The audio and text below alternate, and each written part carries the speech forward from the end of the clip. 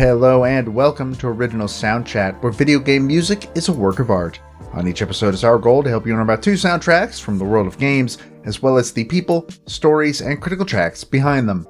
My name is DeVader. And I'm Peter Spezia. We're brought to you by Anonymous Dinosaur and Rhymes with Asia.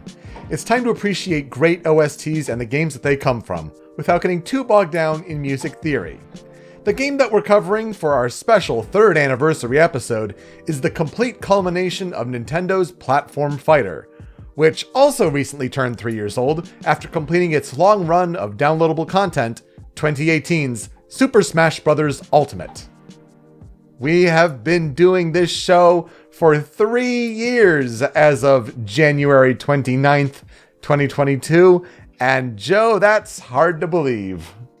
Ticking into the 4th year is a bit surreal, and it makes it even more surreal when it's like, oh, that means Smasher Pieces is gonna actually hit 4 years. Mm-hmm. Oh no. We've been doing this quite a long time.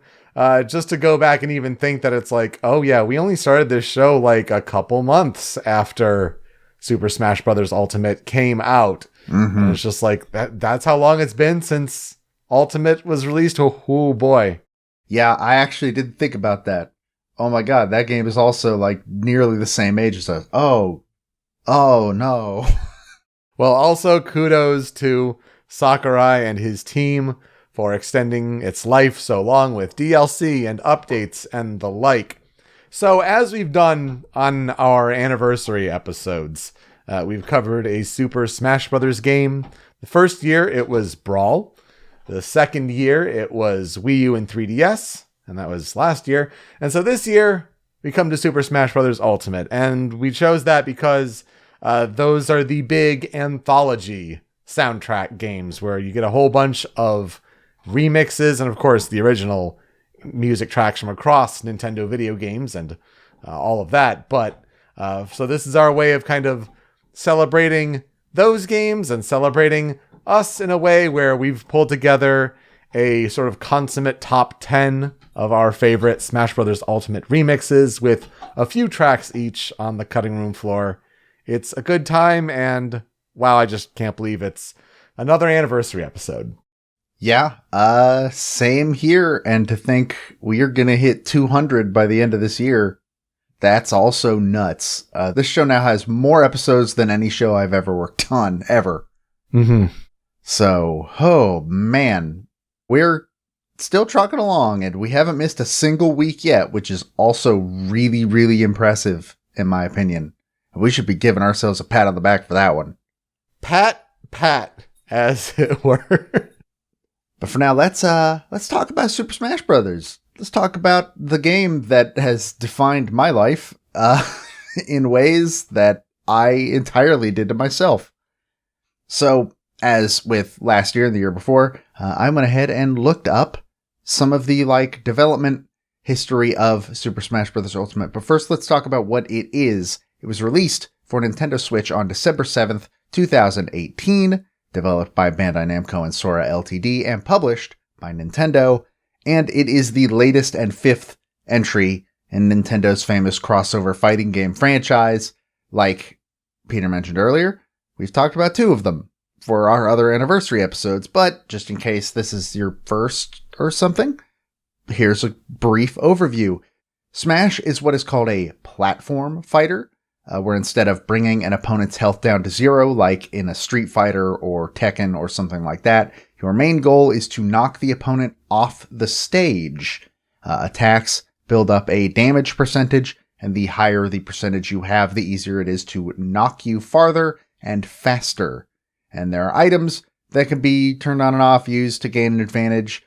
And every character has a super move called a Final Smash that can be activated either by filling a bar, which was a new addition to this game, or breaking an item called a Smash Ball.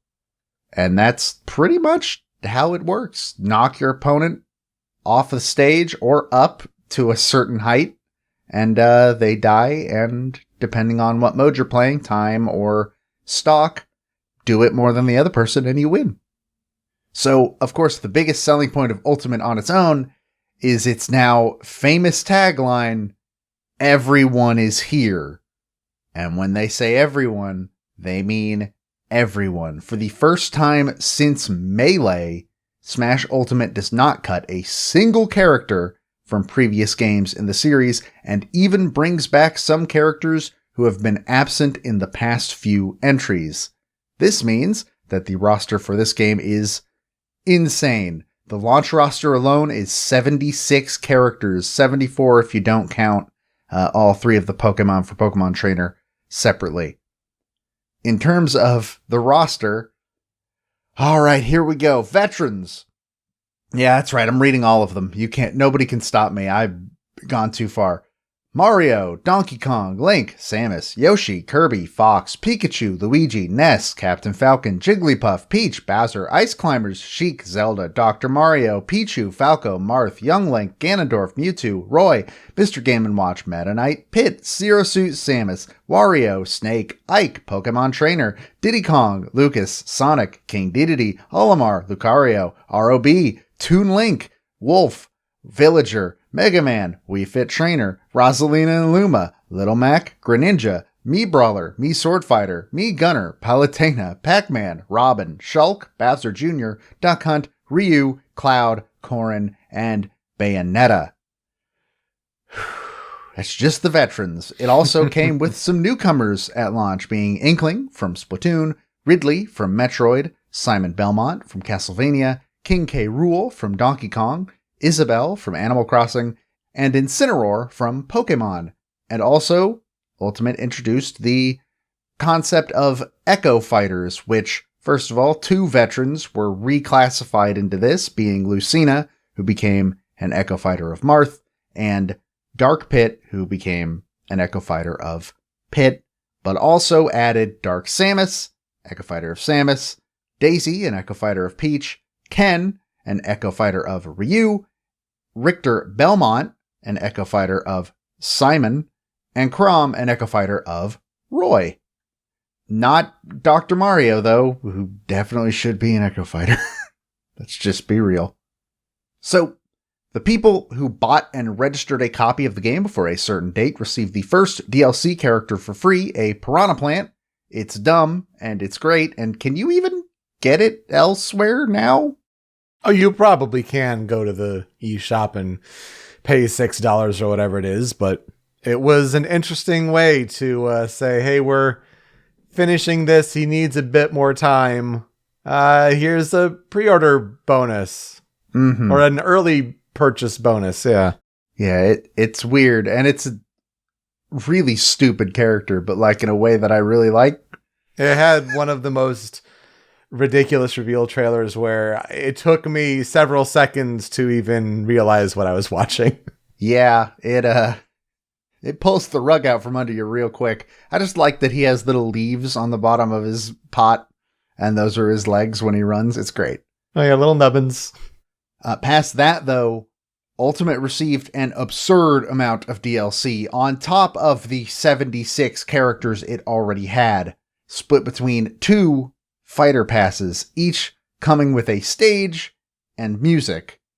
A lot of them fulfilled the dreams of many a Smash fan. So for Fighter Pass number 1, they got it started at the Game Awards with Joker from Persona 5, probably still the biggest pop-off I've had watching any of them.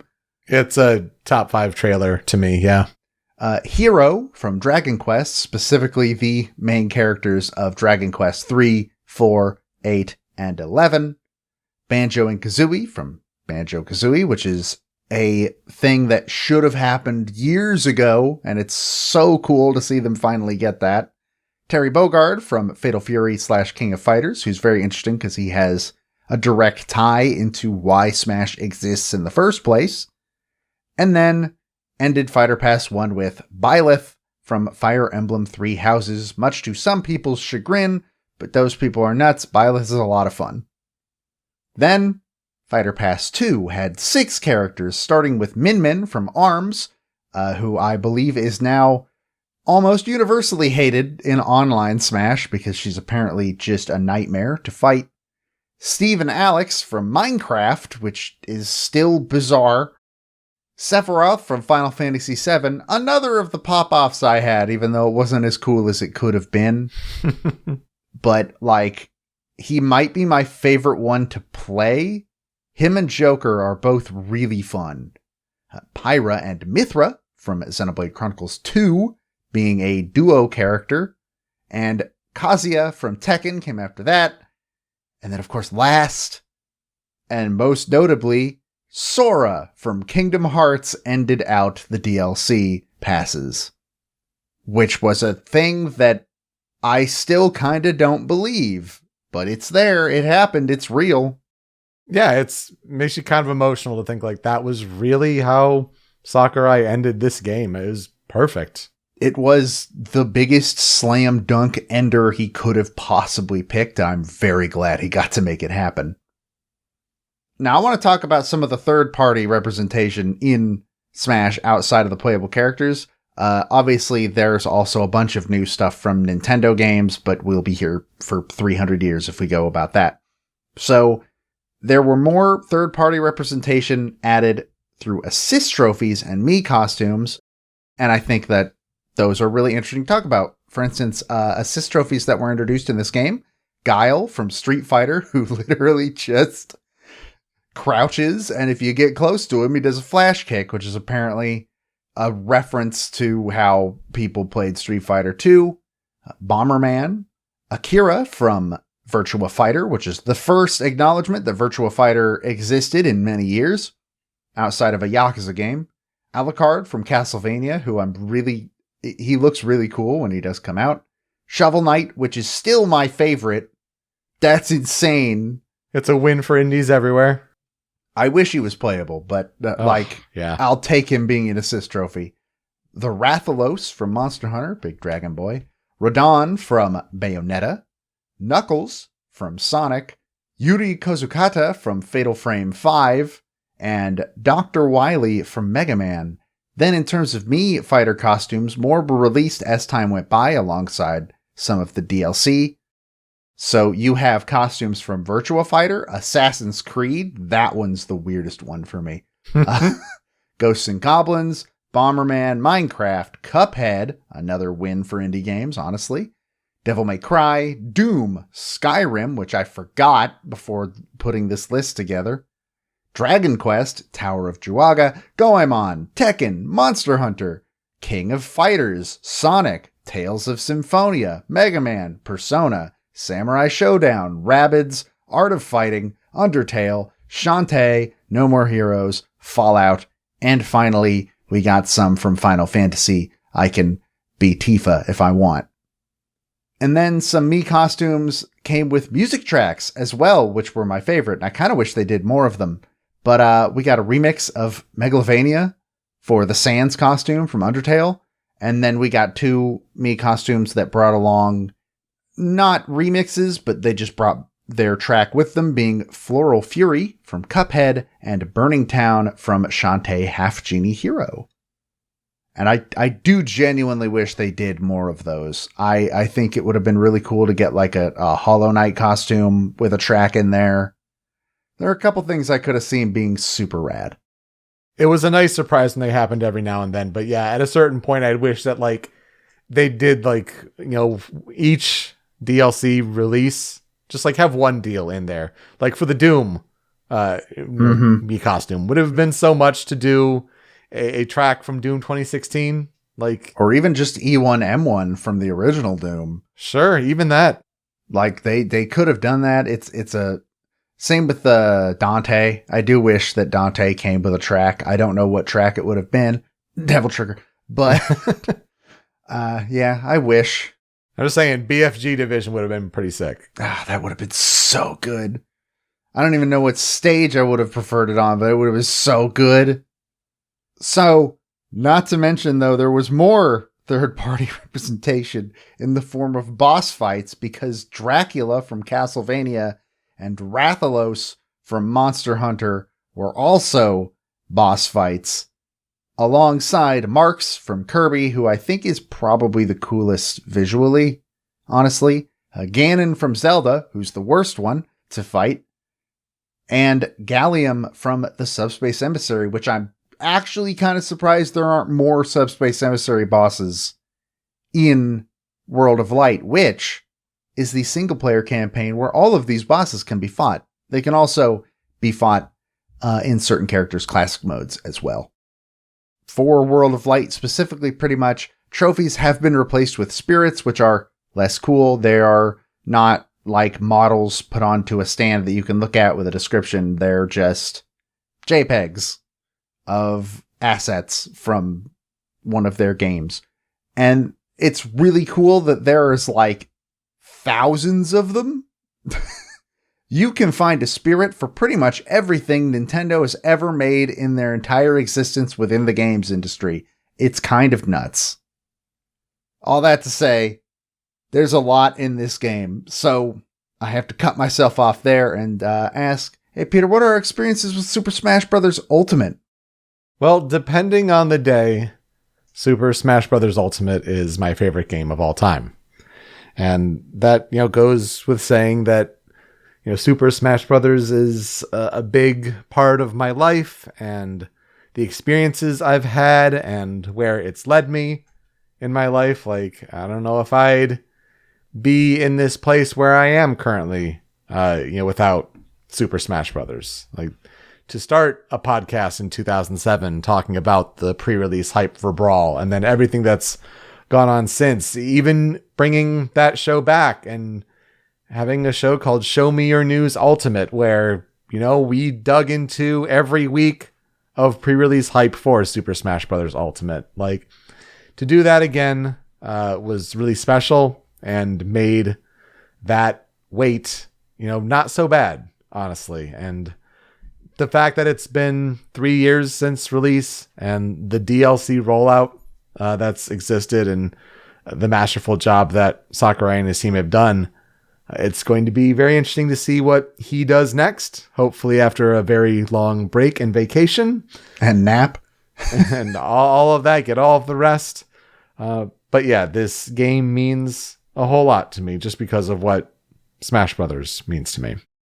Yeah, I think we've said this both anniversary years, but like we wouldn't know each other without Smash. Mm-hmm. Like we never would have met.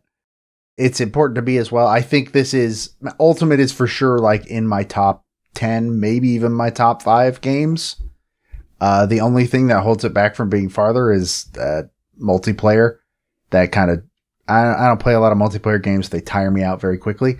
But oh my God, Smash Ultimate is so good. And it is such a cool thing to exist. And obviously I'm a fan of it because I've decided to structure part of my life around playing games because of it. Obviously, my show Smasherpieces, we're playing one game for every character in Super Smash Bros. Ultimate, which is, like 86 games when all's said and done. And we're on game number 41 currently. So we've been going for a while on that. And so that's another one of those, like, I don't know where I'd be if not for not just Smash in general, but just Ultimate in general. Like, Smasherpieces is what got me back into podcasting. Mm-hmm. And I don't know if without Smasherpieces, I would have ended up approaching you with like, hey, you want to do a show about game music? You want to like talk about game music? Right. Yeah. But I'm glad that I did. And I'm glad that Ultimate exists. And I'm glad that Sakurai proved me the most wrong I've ever been proven ever. It is amazing to kind of go back and think about the hype and speculation with all of that. To think that there was possibility of, oh, we'll have these new characters, but maybe some characters come back. Here's the possibility of some characters coming back and all of that. I mean, all the DLC and everything. It's a remarkable game that I don't think we'll see in the same form again. Oh God, no. And let's talk about how that game came to be. So, planning for Ultimate began actually in 2015, around the same time that Smash, Wii U, and 3DS's final DLC fighters were in development. So think Cloud, Corrin, Bayonetta, them. And then once those fighters were completed, the team just stayed in place and began working on Ultimate in full, which made it go a lot faster, actually, because usually for Brawl and for Melee and for Wii U and 3DS, Sakurai had to assemble the entire team beforehand, and that was a lengthy process. But for Ultimate, the team was already there, so they just kept going. And according to Sakurai, Masahiro Sakurai, I've said that name a few times. For people that don't know, he is the producer, director, man with his name at the top of the credits for Smash. The big creative force, yeah. Yeah. The main reason for Ultimate being made, as many people have heard, is because one of the final requests given to him by the late Satoru Iwata was to make a Smash game on the Switch. And so he fulfilled this wish with Super Smash Bros. Ultimate, and I think he over-delivered, honestly. One concept that they had thought of during development, though I couldn't find any details on what this meant, was they thought about having gameplay differ whether or not you were playing on handheld or docked mode. No clue what that means, but apparently this was fueled by Sakurai being worried that the Switch's handheld screen wouldn't be very good. And then it came out and it was better quality than he expected it to be, so they scrapped the idea of both modes having different gameplay. Well, thank goodness, because that sounds terrible. Yeah, that sounds like why Wii U had to get kneecapped by having to exist at the same time as 3DS. Yes, precisely. So, upon its teaser announcement in 2018, during a Nintendo Direct where, you show a bunch of Inklings and they're having fun, and then one of them turns around and there's a flaming Smash symbol in the dark void that the Inklings are in for some reason. Which was right after, I think it was Splatoon 2 footage. So it was like we had just seen all this Splatoon stuff, and then here's one more thing, and it's more Splatoon. Like, it was an interesting reveal. I don't know how many people remember that. It was like, oh yeah, it was coming off of Splatoon footage. I think it was the expansion pass. That sounds right, because it was 2017 for 2. Yeah, that makes sense. Yeah. So it was a hell of a reveal, and it didn't even give it a title. It just said, "Hi, Smash is happening. It's coming out this year. Goodbye." It was a hell of a moment. So after all this, though, much debate was had over whether or not this was a new game or just an enhanced port of Wii U with a couple of extra characters. In fact, I remember fully, even after the game was, 1, announced fully and had a different title and everything, and 2, after it came out, people were still claiming that it was just an enhanced port of Smash Wii U. But localization director Nate Bieldorf has since clarified that no, every asset in Super Smash Bros. Ultimate is from scratch, brand new, made like for this game. Like, this was a new project. It was brand new. They even took some of the engine stuff from Wii U, like the lighting and stuff, and just, enhanced it, made it better. It looks really good, honestly. This is probably the best looking Smash game, considering Brawl really did not age well in terms of artwork. Well, again, I think it's just people don't understand what's the point of reused assets for development, and how many changes really went into it. For what it's worth, Nate Bieldorf also said you will be dunked and real menus items, and that's just me showing my age of Smash history. Yeah. Thanks, Nate. The dojo. The entire roster for Ultimate had already been decided upon full development starting, except for Incineroar. They actually just had a placeholder spot for a Gen 8 Pokemon will go here, because Sun and Moon actually wasn't done or out yet. So Incineroar technically didn't exist. Which I find very interesting, especially when you think about Greninja and how Greninja got into Smash. Was like Sakurai seeing a piece of concept art and going, I want that one. Oh yeah, he had the inside track on Gakoga. It's really interesting to think about those two at the same time. So at the start of the game, though, and this is, I don't know, I find this a divisive decision.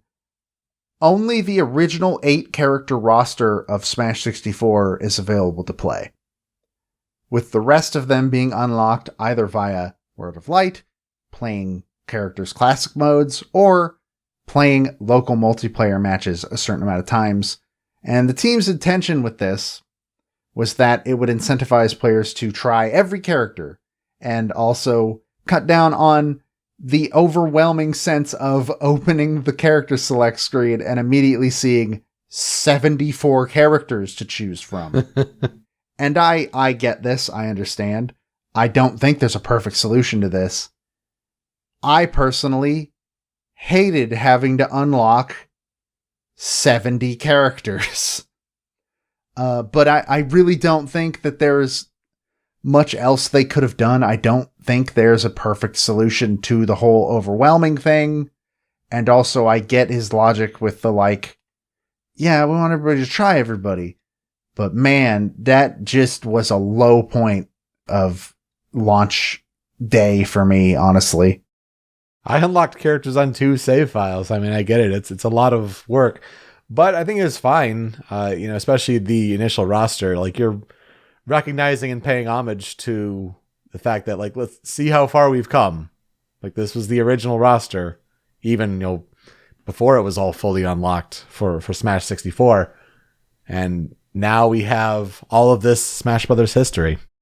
Mm-hmm.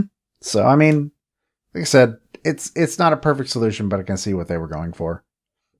Speaking of World of Light, though, World of Light is the single-player campaign that was heavily inspired by Brawl's Subspace Emissary, and the team wanted to have a robust single-player experience, but they didn't really have time to make new assets for it and make new models. So in order to make it at least sort of interesting, they introduced spirits. Why not? Which meant they essentially didn't have to create any extra assets at all. I personally don't like World of Light. I don't think it's very good. I don't think it's terrible, but I can't see myself going back to play World of Light again if I don't absolutely have to. Yeah, I agree with you there. It was interesting more to see different YouTubers go on hard difficulty or try different challenges with it than actually go through the whole process again. AlphaRad did his Nuzlocke challenge that seems certainly difficult. Yeah, Matt's been considering doing one of those on stream, and I think it would be fun to watch, honestly. Yeah, but it's for certain people that's their cup of tea. I would much rather watch than actually play that. Yeah, there's just so much of it. There's so much of it. And the fights aren't fun, except for the boss fights. I did think a lot of the boss fights are great. So, Smash Ultimate was officially unveiled with the legendary Everyone Is Here trailer at E3 2018. That trailer is amazing. And people were angry that Smash was 60% of that direct, but no, shut up. Everyone is here. And it gave a release date in December. So, leading up to release, as is tradition with Super Smash Bros., there were many leaks and supposed leaks claiming to know who was on the roster, and none of them are more infamous than the Grinch leak. A leak that claimed to be a screenshot of a Snapchat from a print shop that was printing the finished banner of characters. For people who don't know, there was this big, wide banner showing every single character in the game, and as characters were announced, they added them on the website, including DLC characters. They all got added as well. And this print shop claimed that they were printing the finished version.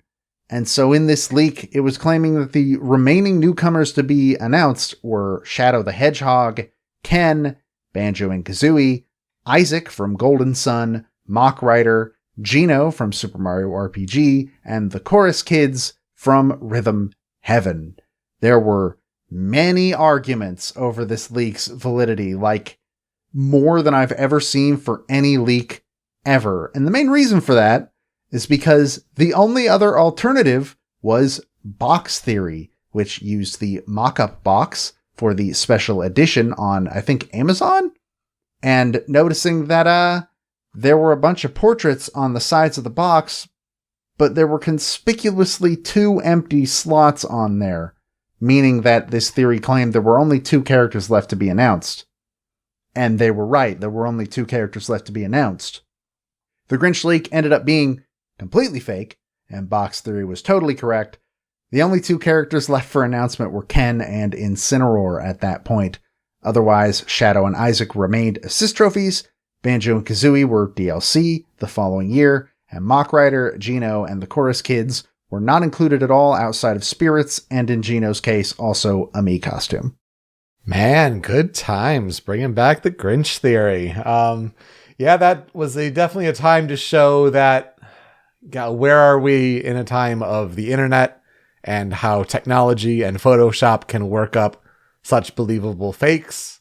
I mean, we were already at a time where Smashified at the end of Wii U and 3DS had suckered us all with the Rayman Photoshop for DLC. And so I guess anything was possible. Of course, called the Grinch leak because it was pictures taken alongside promotional art for the animated Grinch movie starring Benedict Cumberbatch as the Grinch. So that was why it's called the Grinch leak.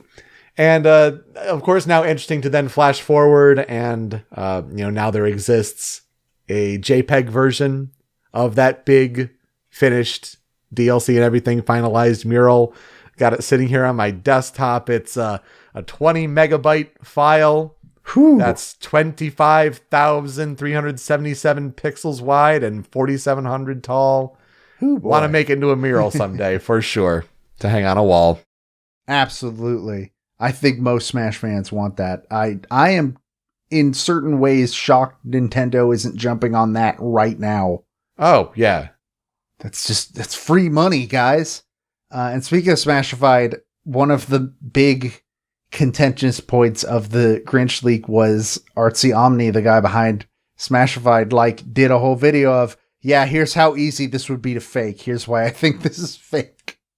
And people still didn't believe it. They thought he was just trying to kill their fun. And man, that whole period of Smash speculation was stupid. Really stupid.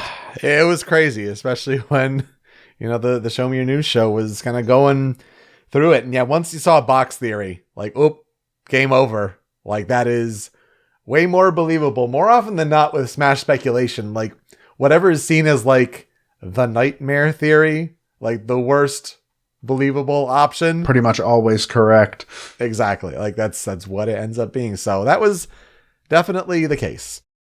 So, Smash Ultimate reviewed incredibly well upon release. It's got a Metacritic of 93. Heavy praise, of course, given to the gargantuan amount of content. Game's fun to play. Characters, everybody's here. There are so many of them.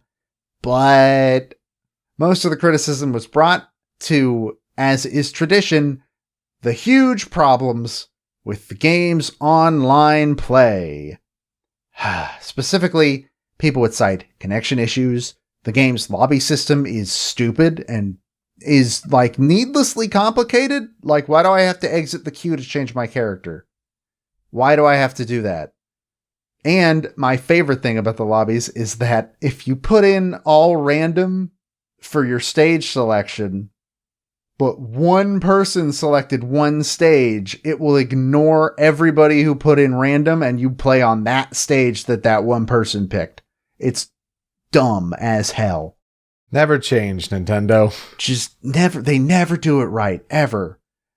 And people also complained about when they were doing matchmaking, it would throw them into rule sets that is not what they asked for. So people would ask, hey, 3 stock, no items. And it would throw them into a match with items and 5-minute time. And that would happen all the time. But even aside from all that, it was nominated for and won many, many awards. We'd be here forever if I talked about all the stuff it was nominated for. So let's just talk about what it won. It won Best Fighting Game at the Game Critics Awards, Fighting Game of the Year at DICE, Excellence in Gameplay at South by Southwest. It swept the Japan Game Awards, winning every single award it was nominated for, being the Grand Prize, Best Sales Award, Global Award for a Japanese Product, Excellence Award, and the Ministry of Economy, Trade, and Industry Award. Won Nintendo Game of the Year at the Golden Joysticks, and Best Fighting Game at the Game Awards. It is the highest-selling fighting game of all time. As of September 2021, it was sitting at 25.71 million copies sold. I really don't see it being dethroned anytime soon. I don't think anything's going to hit that. And Sakurai has also warned people that, future Smash titles aren't going to have this much stuff in them. It's just never going to happen again. I'm sorry. There are a lot of people that still don't believe that and say, oh yeah, they can just port Ultimate to whatever is after the Switch. You don't understand how business works then, person. Yeah. Forgetting that, third parties would still have to be renegotiated and everything, and now they all have a huge pile of bargaining chips to use. Whatever, it's fine. A tournament circuit, the Smash World Tour, was announced in February of 2020, but then March of 2020 happened, and so the Smash World Tour didn't happen. Recently, though, with connections to us, more so you than me, Panda Gaming has announced that they are collaborating with Nintendo to establish a competitive circuit for Super Smash Bros., and I'm very excited to see what that is. Yeah, super proud of Alan and his team. Samurai Panda shouts out for establishing Panda Gaming with those connections at Nintendo. It's a really nice full circle story to come through there. I'm just super proud of him and his team. So it is interesting to think about the legacy of Super Smash Bros. Ultimate. You're right, how Sakurai says that it's like, I don't expect this in the same way again, but it's also the balance of the game prints money for Nintendo. There will be another Smash Bros. Game at some point. It's just not going to be as big as Ultimate. Right. It's just going to be, what do they do with it? So Ultimate's just in a very special place.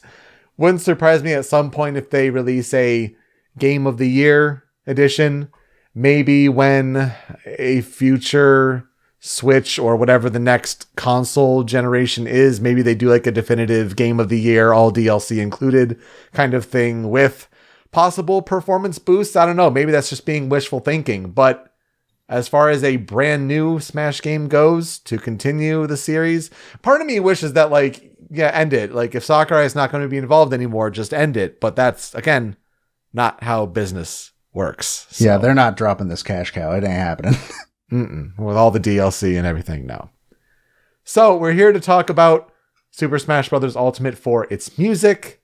And we don't highlight a specific composer, but we do like to note the different arrangers that have worked on the game for the new music that was contributed to the game. Because, of course, this game in particular brings back all of the music, at least as much as they can, from the original Super Smash Bros. Game, from Melee, from Brawl, from Wii U 3DS, all the remixes there, plus a lot of the original tracks from all of the different Nintendo and third-party games that they bring in. It's a gargantuan effort, as you said. It's massive, certainly. But as far as the arrangers that have contributed remixes of these songs to the show, we have covered 30 of those composers before on original Soundchat. So to highlight them and what episode and what game they were covering, let's see. So I'll start off with Yoko Shimomura, who we covered on episode 1 for her work on Kingdom Hearts 2. Then Keiichi Okabe, episode 5 for Nier Automata. Tetsuya Shibata, episode 6 for Devil May Cry 3. Grant Kirkhope, episode 15 for Donkey Kong 64. Koji Kondo, episode 17, Super Mario 64. Jun Sonoe, episode 17, Sonic Adventure 2. Motoi Sakuraba, episode 20, Kid Icarus Uprising. Masafumi Takada, episode 20, Danganronpa 2, Goodbye Despair. Hirokazu Hip Tanaka, episode 23, Super Mario Land. Toby Fox, episode 24, Undertale. Yuka Tsujiyoko, episode 31, Paper Mario The Thousand Year Door. Noriyuki Iwadare, episode 35, Phoenix Wright Ace Attorney Spirit of Justice. Kazumi Totaka, episode 40, Luigi's Mansion. Hiroki Hashimoto, episode 42, Pokken Tournament. Masami Ueda, Episode 45, Okami. Yuzo Koshiro, Episode 52, ActRaiser. Hiroshi Yamaguchi, Episode 56, Bayonetta. Ace, which is Tomori Kudo and Chico, Episode 70, Xenoblade Chronicles. Tomoya Otani, Episode 76, Sonic the Hedgehog 2006. Naoto Kubo, Episode 80, Super Mario Odyssey. Atsuko Asahi, Episode 82, Mario Kart 8. Kumi Tanioka, Episode 83, Final Fantasy Crystal Chronicles. Ryo Nagamatsu, Episode 86, Super Mario Galaxy. Junichi Nakatsuru, Episode 87, Soul Calibur 2. Shota Kageyama, Episode 89, Pokemon Black and White. Yasuaki Iwata, Episode 95, The Legend of Zelda Breath of the Wild. Shinji Ushiroda, Episode 132, Ring Fit Adventure. Akihiro Honda, Episode 139, Metal Gear Solid Peace Walker. Keisuke Ito, Episode 154, Bloodstained Ritual of the Night. And Masato Koda just a few weeks ago for Episode 155 for Devil May Cry. So, yes, 30 out of the 157 episodes before, 30 composers out of all of those have done arrangement work for specifically songs in Super Smash Bros. Ultimate.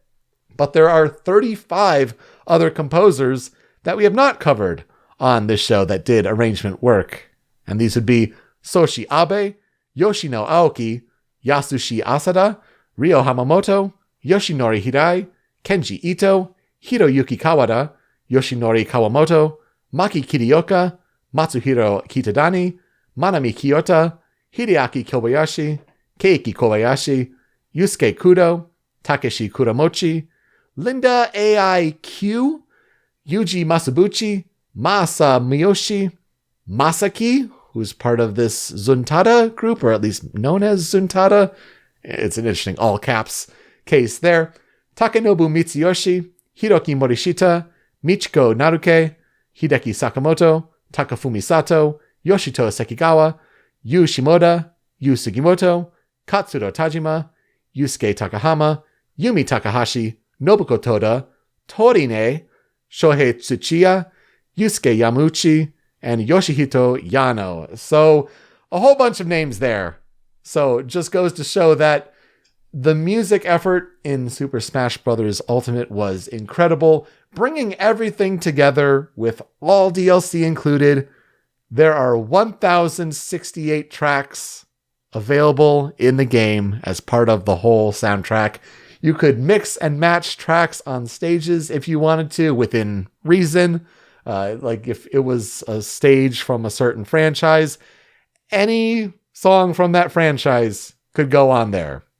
If it was a general Final Destination or Battlefield or a not specific franchise one, then that opened you up to so many more tracks that weren't assigned to a specific Nintendo franchise. It was really incredible. And just to think, out of those 1,068 tracks, 160 of these are considered new remixes for Super Smash Bros. Ultimate. The franchise that got the most new remixes for Ultimate is Mega Man, a character introduced in 3DS and Wii U. Mega Man got 17 new remixes. So damn, something must have happened with talking to Capcom there between the two installments. Castlevania, for what it's worth, the new franchise there with Simon and Richter Belmont, got 13 new remixes in addition to all of their original tracks there. And Fire Emblem has 12. So Fire Emblem, which has been in the game since Melee, suddenly 12 new remixes. It's so many songs. It's a lot, for sure. And especially when there's like that feature that like, ooh, you could take your Switch with you and use it like an MP3 player.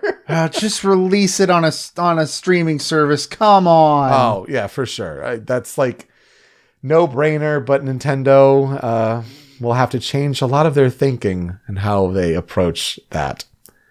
So we put top 10 lists together of our own. And then much like our best of 2021, 2020, etc., those kind of years, we synthesized those lists together and we came up with a top 10 critical tracks for Super Smash Bros. Ultimate. So as we start this countdown here, our number 10 song for Smash Bros. Ultimate is Megalovania.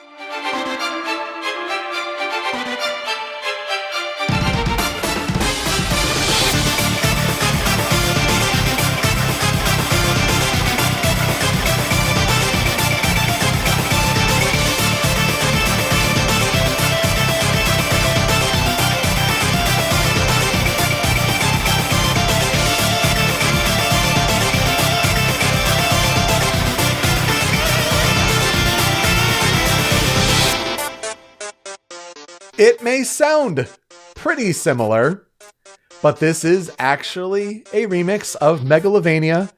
It is arranged by Toby Fox, and it's a new take on his original composed piece from Undertale. So yeah, Toby does a couple small changes here and there, but for the most part, it sounds pretty similar. It's using a lot of the same instruments as it does in Undertale, but it's just mixed up just enough for Super Smash Bros. I think you had this in your top 10 at number 7. I didn't have it in mine, but I respect the take because not only have we included it in our Undertale episode, of course, but I think it's almost more the shock value here. That like this was the first indication of like, oh, we can bring in music tracks for Mii fighter costumes, and the shock alone of Sans from Undertale being a Mii costume was incredible. But the fact that there's that little music note and they're bringing Megalovania, the Undertale meme song, along to Super Smash Bros. Ultimate, just an amazing moment. And yeah, it's not the biggest fresh take as far as the remix goes. I mean, we'll certainly hear more tracks that borrow more license and have more creative works with it, but it's just cool to have it in the game, honestly. Yeah, very much so. Like I said, it's very similar to the original, but like some of the instrumentation is different. There's an entire guitar solo near the end of the loop that is killer. It's so good. And just, yeah, hearing the stories of like Toby Fox saying, yeah, I went and hung out at Sakurai's place and I beat him at Smash. And then he drove me home in his car. It's really surreal for, hey, this indie game from the West is in Smash now. Like in a relatively substantial way. I still wish we'd gotten like a Shovel Knight song in the same manner, or a Hollow Knight, or a bunch of others. And obviously this is the only one that was a remix. But yeah, a lot of it is just for like, it's really cool that this song is in Smash. And it shows Sakurai's recognition and appreciation of games and what he's willing to do for this game. I think it's a good way to start number 10. Mm-hmm. Number 9 is in a slightly different direction, being Bomb Rush Blush.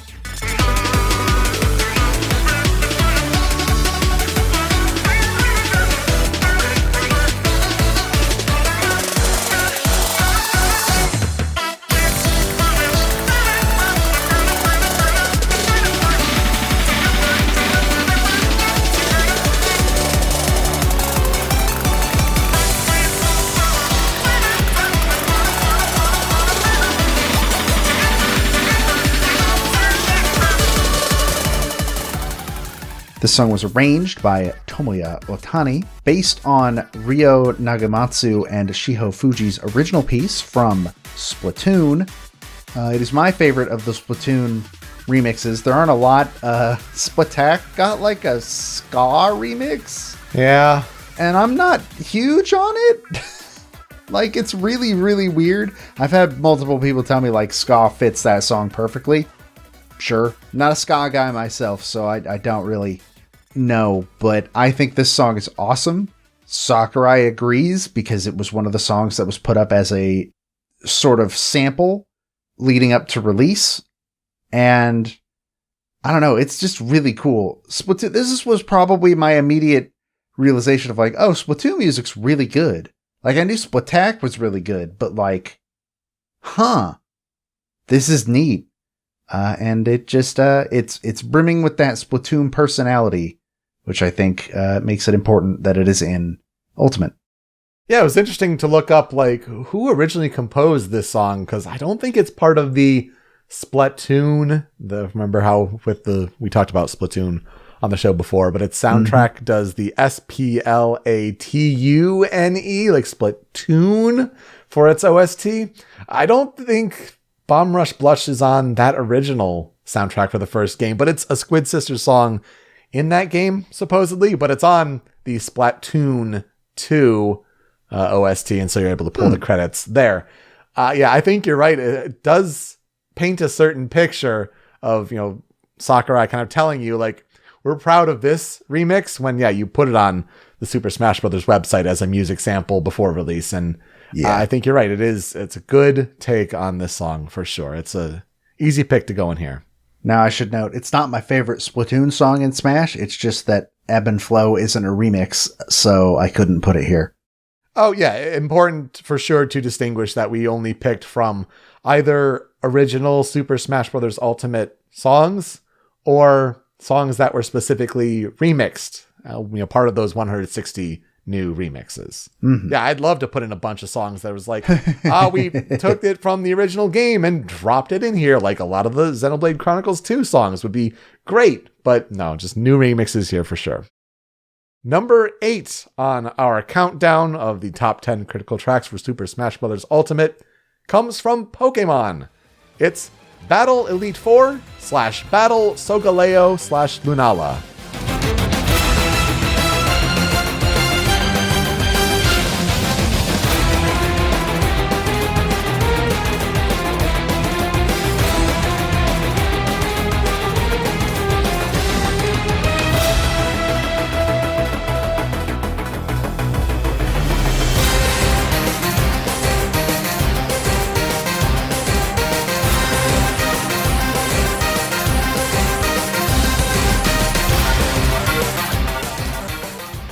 An exceedingly long and excessive title, for sure, for a song. This is arranged by Akihiro Honda, and it's based on Junichi Masuda's pieces from Pokemon Sun and Moon. While I don't think those pieces really stood out too much, I mean, even when we covered Pokemon Sun and Moon, I don't think these songs were necessarily covered for that game, because it's a great soundtrack, but... I think Elite Four might have, but Solgaleo and Lunala were not. Yeah, like, they're not, when you usually think of an Elite Four battle or a legendary battle from a Pokemon game, these didn't necessarily hit that high bar for a Pokemon game. But you know what? When paired together, and not the easiest thing to do to make a little medley of those two songs, but to give them, like, the gravitas with, the instruments that Akihiro Honda chose, I think this is a great job of just enhancing, like, the original intent. Because they do sound pretty similar, but I think it just sounds grander on a soundstage overall, and I really appreciate that. So, like, I think the Elite Four and Solgaleo Lunala tracks are pretty good in Sun and Moon. Elite Four kind of has some struggles in some places, but I think just in terms of how this song starts, where it's just this deep, rumbling bass, like, it sounds intimidating. It should sound intimidating. It's the Elite Four. But, like, I feel like the intimidation factor was what they were trying to go for in the original Sun and Moon. But, the 3DS has the speakers of a cell phone. Yeah. So it can't really do that. Oh my God, they nail it so hard at the start of this remix. It's so good. It's by far my favorite Pokemon song. That was added, with beating out, like, there's a Lore Keeper Zinnia remix that's pretty good, and this beats it out for me. Yeah, and we talked about that track in November for our Omega Ruby Alpha Sapphire, where we're like, I think the original from the game is just slightly better than that Smash one. Mm-hmm. It's amazing to think that, like, a lot of those Pokemon remixes, going back through and listening to all of these tracks, honestly, a lot of the Pokemon ones were like, I don't know how, but this is worse to me. Gladion stands out to me a lot. Bang, like, you nailed it. I was just about to say, like, yeah, the Gladion fight is like, oh, why does this feel like it's not left in the oven long enough. Yeah.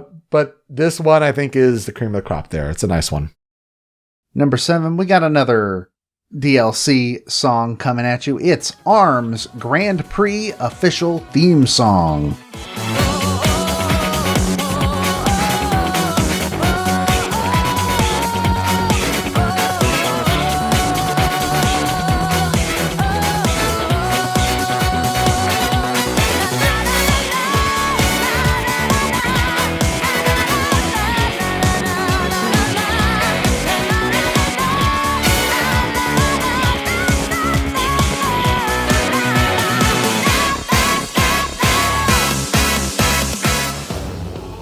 This was arranged by Atsuko Asahi, and she's also the one who originally composed it for ARMS. You know, in the future, I can't imagine people are going to talk about ARMS that much, but you know what I think they will be talking about? How ARMS' soundtrack kicks ass. This song in particular, it's one of the greats for a game that you don't necessarily see a big future. We always joked at the time, we got to bring it back. Will ARMS have legs? I don't think so necessarily, but this main theme is an all-timer just as far as a main theme from a game. It's so incredibly good. It has all of the energy, and adding the electric guitar to this version for Smash is just makes it even better. More crowd chanting. Yes. Oh, it's so good. You have, I believe that's supposed to be Ribbon Girl singing specifically in universe. It's so good. Man, I wish ARMS was better. I didn't play much of it, but me neither. And I think this song is up here mostly because of just how good the song is. It's not necessarily Asahi did so much to rework her own song, but it's the quality of the song is just so high to begin with, and you elevate it that much more. It's not just the creativity of the remix, but the quality of the song to begin with. Yeah, it just takes a song that was already a 10 and shoves it up to a 12. It's really, really good. Number 6 on our top 10 critical tracks from Super Smash Bros. Ultimate comes from the many Castlevania remixes, and this is Divine Bloodlines.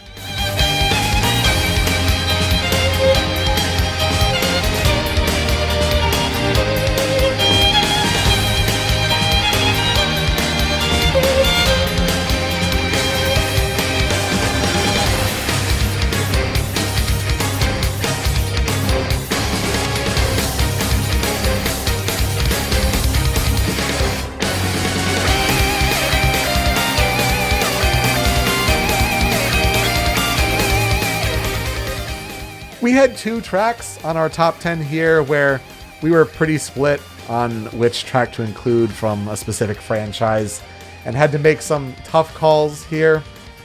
But this was one of them. Mm-hmm. Out of Time was so close to being here. Oh, so good. Which is, again, fantastic. But to me, I always go back to Divine Bloodlines, which is arranged by Yasushi Asada, and it's based on Akira Soji's original piece from Castlevania Rondo of Blood. Just one of those pieces that hits you. Makes you think of the Richter Echo Fighter reveal in that Castlevania trailer. Just so good. I get chills listening to this song. It's a great take on that theme from Rondo of Blood, that stage 1 piece. And you know what? For all of the Castlevania tracks, they really nailed it. Just a lot of great remixes there. But I think it's Divine Bloodlines for me. I had it pretty high up on my list, if I remember correctly. I had it at number 4. It's really, really good. If I remember correctly, when they revealed Simon and Richter, Sakurai straight up was everybody wanted to do a remix for Castlevania. A bunch of people. It was very popular to do music for. Like you said, I think you mentioned it was the second most remixed property in Ultimate, essentially. Yep. Insane. And oh man, it also helps that Smash to Pieces has done a lot for my appreciation for this song because it's a really, really good song in its own game. And Out of Time is also crazy good, but I feel like Out of Time is always sort of held back by like, that song was made to be chiptune. It sounds super good chiptune. Defy Bloodlines, though, you take this and you give it like some non-MIDI instruments. Oh man, that's a punch up for sure. Just amazing to have the electric guitar right at the beginning of the piece. And then, as you hear in the clip, the violin to carry the melody is so perfect. It's just fantastic. Yeah. Track number 5, let's talk about one of the original pieces for Smash. This is Menu.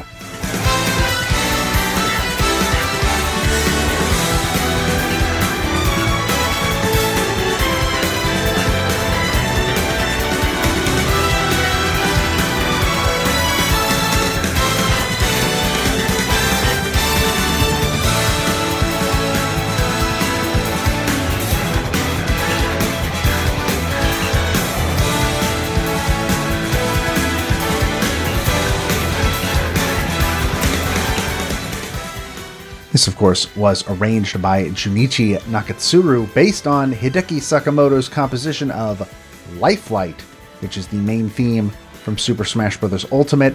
This is the predominant theme, plays on the main menu of the game. This melody can be heard in a billion different places throughout the game. Lifelight probably could have been on here, but honestly, the vocal version isn't as good as the instrumental versions you find.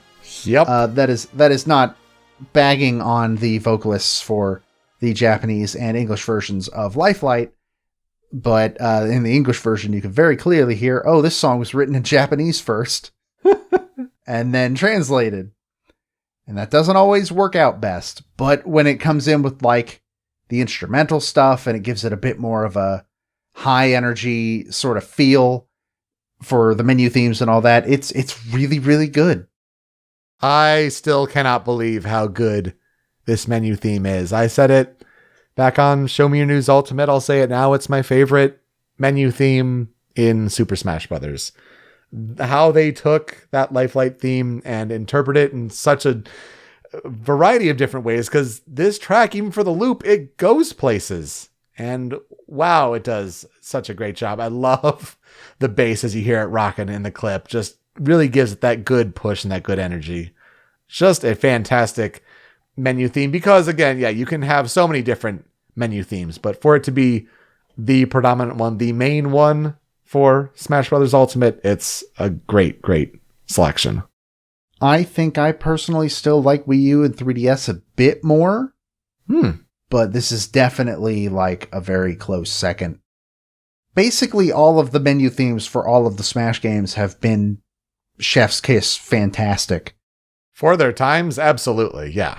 Yeah, like Brawl's theme is still incredible, honestly. I really like Wii U and 3DS, and this game just continues that tradition of, man, y'all just keep nailing this specific bit. Number 4 is a particularly sentimental piece here on the Critical 10 for Super Smash Bros. Ultimate, and it comes from more DLC. This is Spiral Mountain.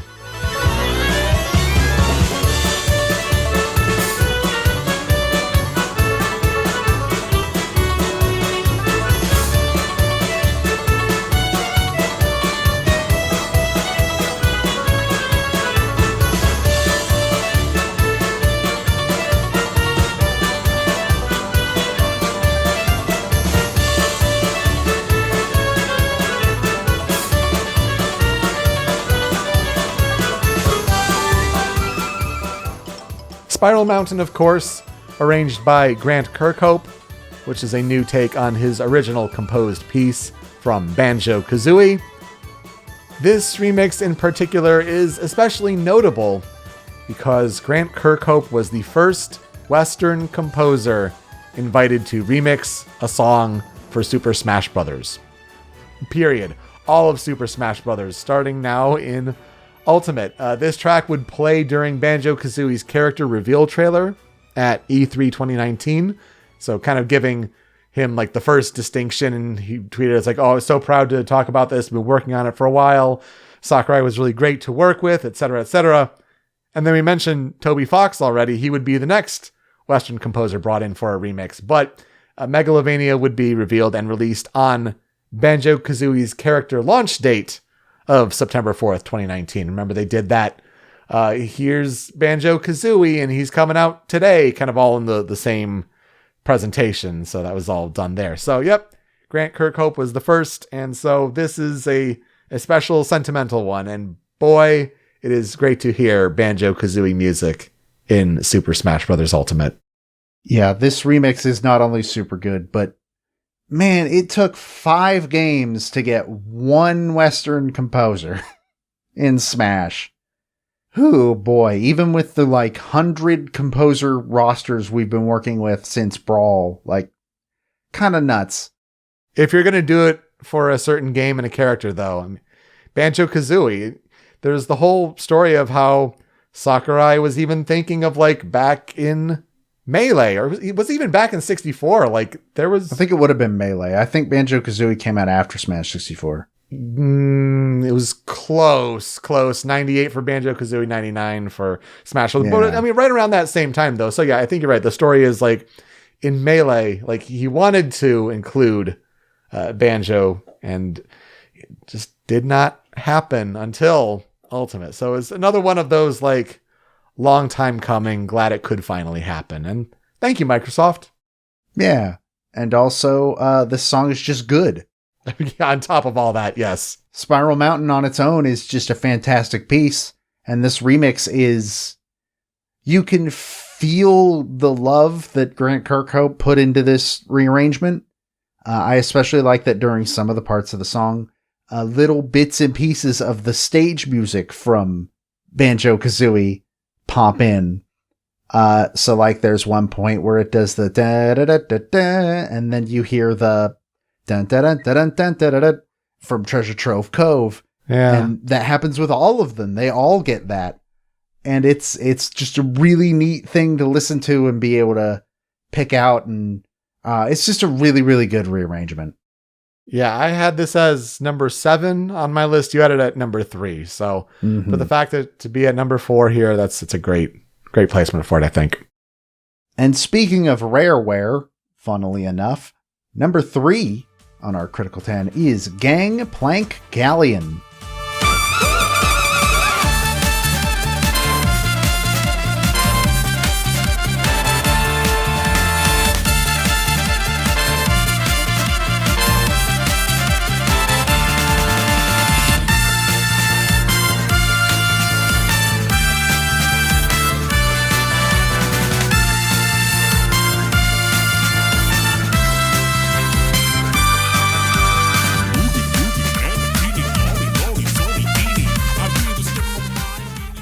This version of the song was arranged by Ace, being once again Tomoru Kudo and Chico, based on David Wise's original piece from Donkey Kong Country.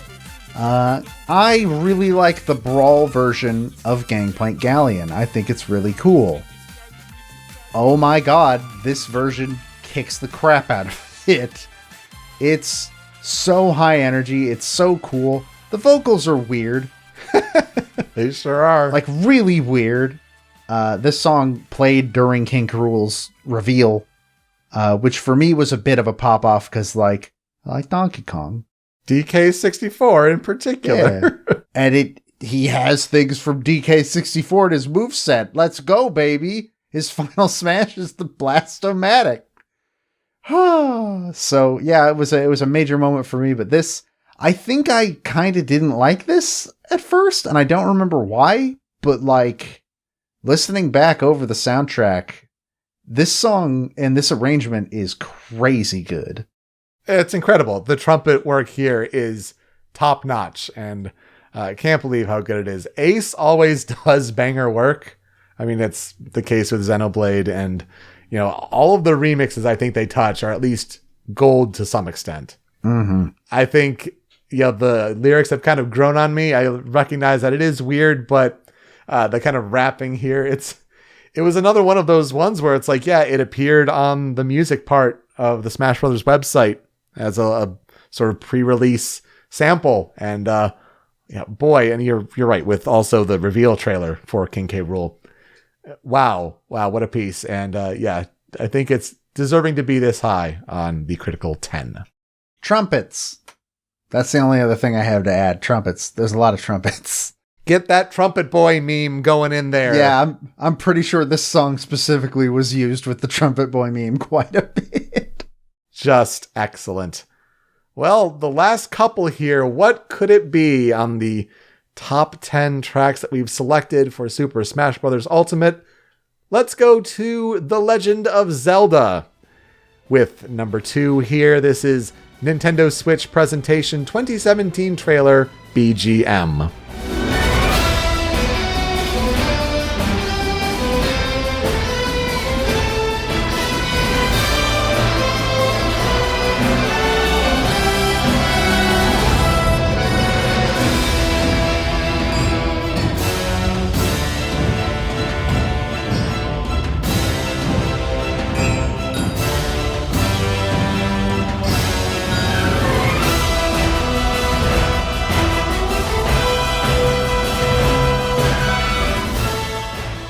They really couldn't have come up with a different name. Yeah, you know, it's a weird one.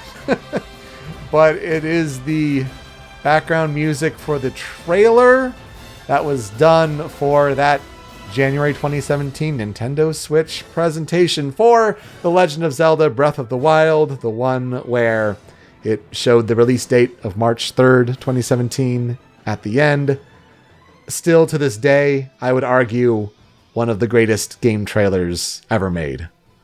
And I think the music has a big part to do with that. It's really emotional to listen to the original, for sure. It's really up there for me. But this arrangement in particular, the Smash version was arranged by Ryo Nagamatsu, and it's based on Kosuke Yamashita's arrangement. And boy, tracking that down, because it's apparently a bonus track on the Breath of the Wild soundtrack, like track number 59 on disc 5. And because it's not an original composition necessarily, they credit it to Kosuke Yamashita as an arrangement, because it's taking in all these different Zelda themes and all that, I guess. So that was the best credit I could find there. But wow, the different improvements that they made. And it's not, again, this is another case I think of, it's not improved a lot. It's not the creativity of the arrangement for Smash being flexed, so to speak. But again, the music quality is so high here, and it's just giving that extra little bit more. Love this one. That swell and climax in the song is so good when it just starts being the Zelda theme. Ugh, yes. Like chills every time. Every single time. For me, it was between this and Cass's theme, which Yoko Shimomura did a really good arrangement of. But she sure did, yeah. It's hard to not pick this one. It's so good that it's not even from the game, and it's still got a remix in Smash. Just, wow, it's so good. I love it so much. It's one of those things where, like, yeah, I think they knew. They knew that they had something special with this one. Yeah, for sure. All right, number 1. Can you imagine what it could possibly be? Have you been listening to Original Soundchat? What franchise do we talk about all the time? Then you probably know where this is going. Our number 1 remix from Super Smash Bros. Ultimate is Aria of the Soul.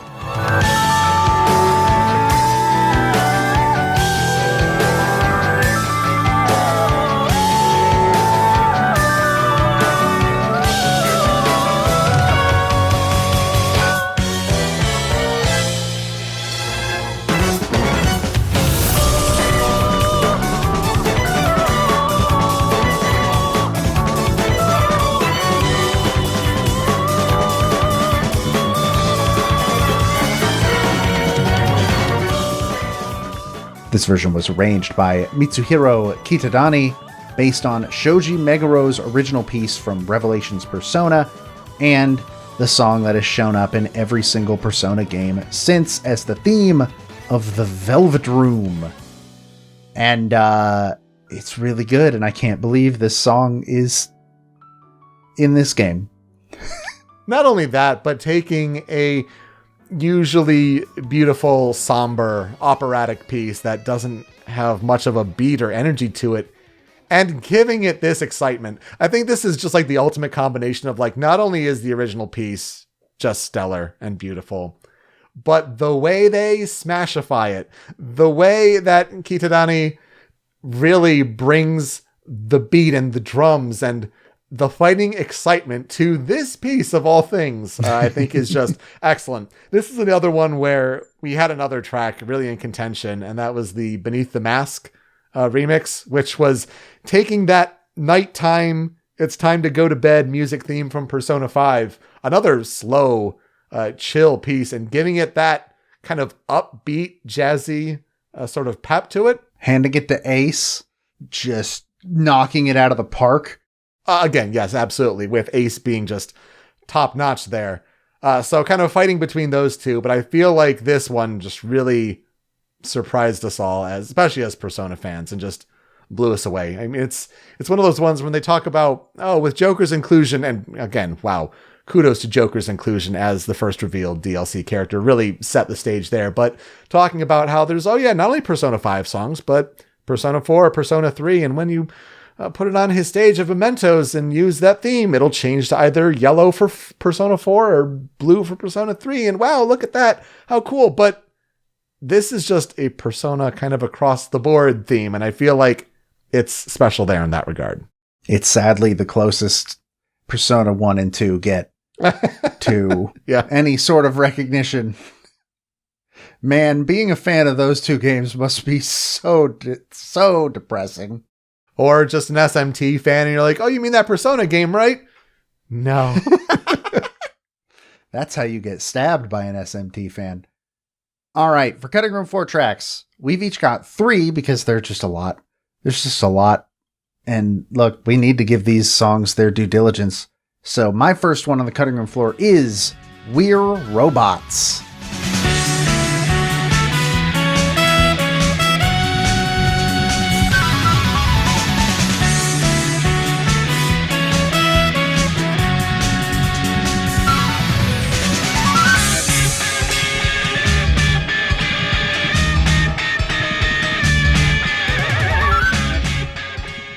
Is this a dumb title? Yes. But this song was arranged by Yu Shimoda, and it is a new take on his original composition from Mega Man 9. It's one of the Wily Stage pieces. I think Wily Stage 2? Yep. And it's just this really neat, jazzy, cool song. Especially, again, I really like the sort of chorus almost. I don't know what else to call it. There's no vocals, so there's no chorus, but the like dun dun dun dun dun dun dun dun dun. I really dig that. That's a really cool part of the song, and I like the song a lot. It's my favorite of the Mega Man remixes by far. It's interesting because I also have a Mega Man remix on my Cutting Room Floor. For what it's worth, on the Rockman 9 soundtrack, the title for this song is We're the Robots. So it's not that much better. Yeah, it people were calling it that when we first found out that it was in the game from, by the way, a video that Matt made on NWR looking at footage and hearing some of the music from a demo. Yeah, just a throwback there. But yeah, I just think this song rules. It's great. And then, hey, I mentioned it. I can't not talk about it. I got 2 Yoko Shimomura songs from here because she is the best in the industry. You can file any complaints to my fist because I'll fight you. The first one is her remix of Treasure Trove Cove.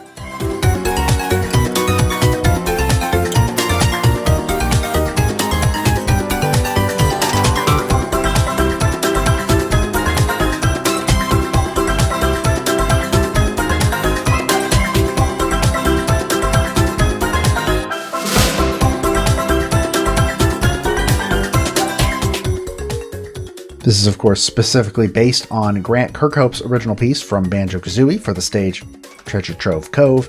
And I don't know, I think she just does this really, really, really good job at sort of upping the pace of Treasure Trove Cove just a little bit.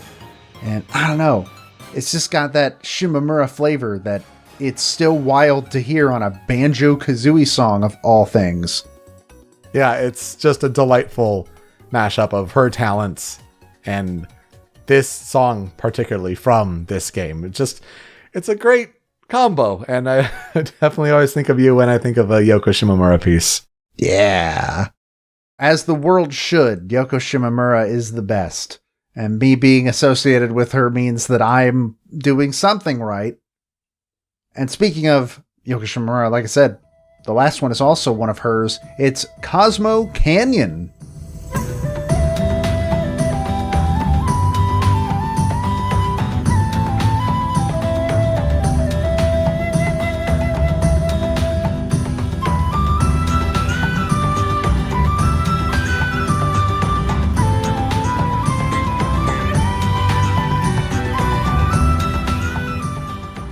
We got more than 2 Final Fantasy VII songs. Thanks, Sephi. We got remixes of some Final Fantasy VII songs. Whoa! This is, of course, based on the original piece by Nobuo Uematsu from Final Fantasy VII. And this is one of my favorite songs in Final Fantasy VII. And, you know, Yoko Shimomura kind of knocks it out of the park and makes it just this really, really cool song that's weird when you play it on top of Midgar or the Northern Crater. But, you know, it's still a really good song. Absolutely. And the arrangement of it all with all the instruments used is just great. That pan flute, it's beautiful. Doing great work there for sure. Mm-hmm. Okay, my cutting room floor tracks. This one was just on the edge of my top 10, and it's a weird choice. It's from Minecraft. This is Holland/Dalarna.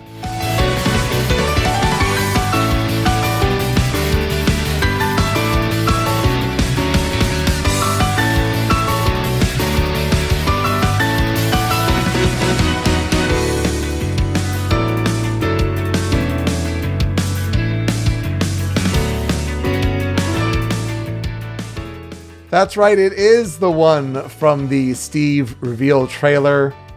And I don't know, whenever I listen to it, it just really brings a smile to my face, which is weird, because I've never played Minecraft. It's not a franchise I have any deep affection or nostalgia for, but man, there's something about this piece, and wouldn't you know it, it is arranged by Ace, Tomori Kudo, and Chico.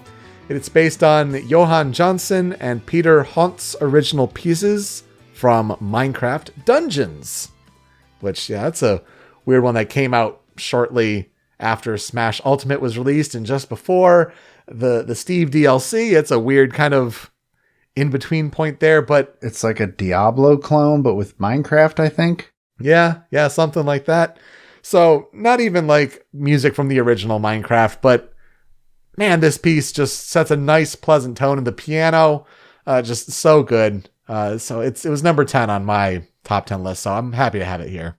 Yeah, this is by far the best of the Minecraft songs that were brought in. I still kind of wish we'd gotten a Lena Raine song out of this DLC. Maybe next time.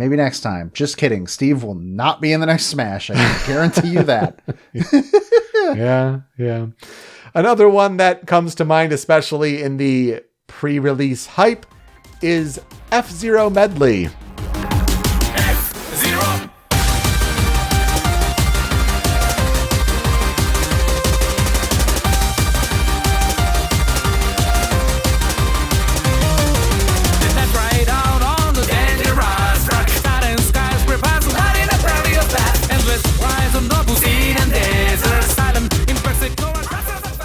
Yes, this is one that did appear on the Smash Brothers Music website.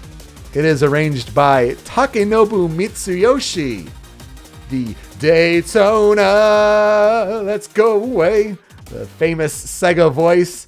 So when you have him going F-Zero and the lyrics to this weird piece, it's such a interesting, quirky song. It's based on Yumiko Kanki and Naoto Ishida's original pieces from F-Zero. And it's just one of those ones that, like, it just stands out to me. I had to put it at least here. Granted, do I like other tracks better? Sure. But this one really stands out in, like, the pre-release hype cycle for this game as, like, oh, we're taking some big, bold chances with some of the remixes in this game. Love it. It's really good on its own, but then, like, you get that thing where it's like, oh, it's the Daytona guy. Yeah. Oh, and it just makes it 10,000 times better. It's so cool. I think it's a little bit silly with the lyrics, but, like, it's a song about F-Zero. It should be silly. Let's do this. It's awesome. It's the best thing to come out of F-Zero in years. And that's sad. Rest in peace, F-Zero. The other one to wrap up my cutting room floor is that Mega Man song I was talking about. It's Mega Man 4 Medley.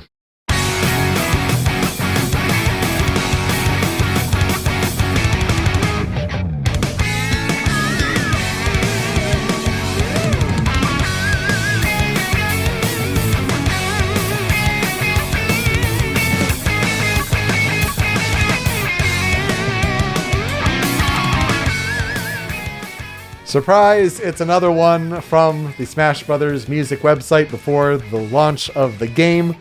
But you know what? This also stands out to me on a personal level because of that good old Jun Sonoe Crush 40 butt rock applied to Mega Man, specifically based on Minae Fuji's original pieces from Mega Man 4, and especially to lead off with Dive Man, which is a piece I always associate with a song about Martin Billany. Good old Martin Man there. I will always have that burned into my brain. It's just a combination of things that I appreciate and enjoy. So, you know what? Here it is, Mega Man 4 Medley.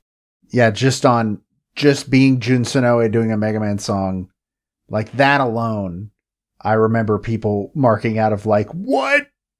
That's awesome! And this Smash is like the only place that you get that.